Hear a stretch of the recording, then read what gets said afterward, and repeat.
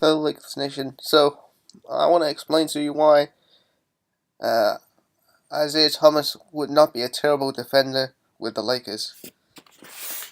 Now, he had the top five. I want to just focus on the top five um, of defensive efficiency teams in the NBA: Boston, San Antonio, Toronto, Philadelphia, and Oklahoma City.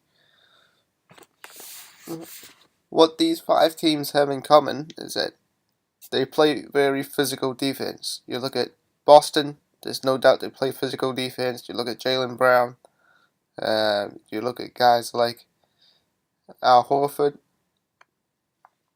you look at guys like Jason Tatum, they're known to play physical defense. San Antonio, very similar. LaMarcus Aldridge, um, the bigs, Pau Gasol. Um, the Pops teams are known to play physical defense. Toronto, very similar.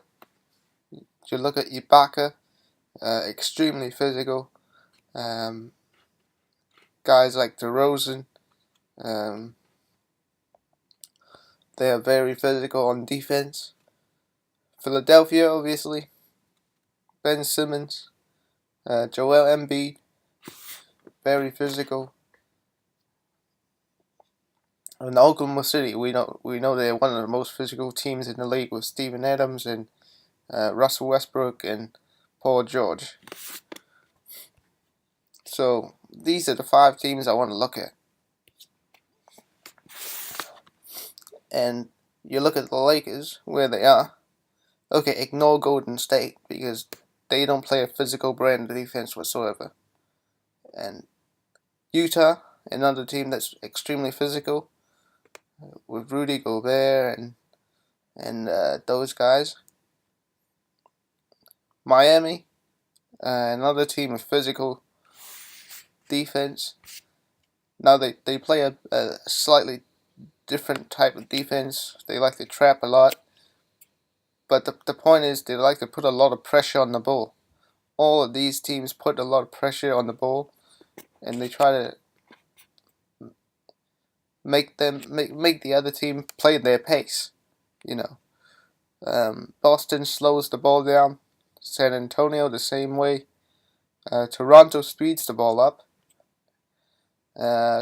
Philadelphia speeds the ball up as well. Oklahoma City also speeds the ball up. You look at Russell Westbrook. Obviously, they want the other teams to play at their pace. Again, no Golden State. They just an outlier. Utah slows the ball down. Miami, traditionally they speed the ball up, but I think they're slower these days. And then obviously the Lakers. We like to speed the ball up, so. But again, it's the combination of being physical and the pace of the game that makes the difference on defense. But you look at the Cleveland team. This is not just down to Isaiah Thomas. Last year, the Cleveland Cavaliers were around 12 in defensive efficiency. Will we go back? I mean, you look at this is just the regular season. They were 12 in defensive efficiency. They are known to be very soft on defense. They lack physicality, so that's the main problem for Cleveland. It's not really just because of Isaiah Thomas.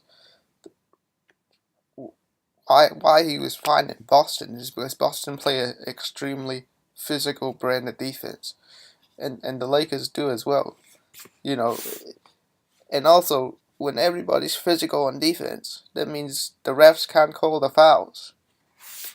Because if they keep calling the fouls, nobody will be left on the floor to play the game.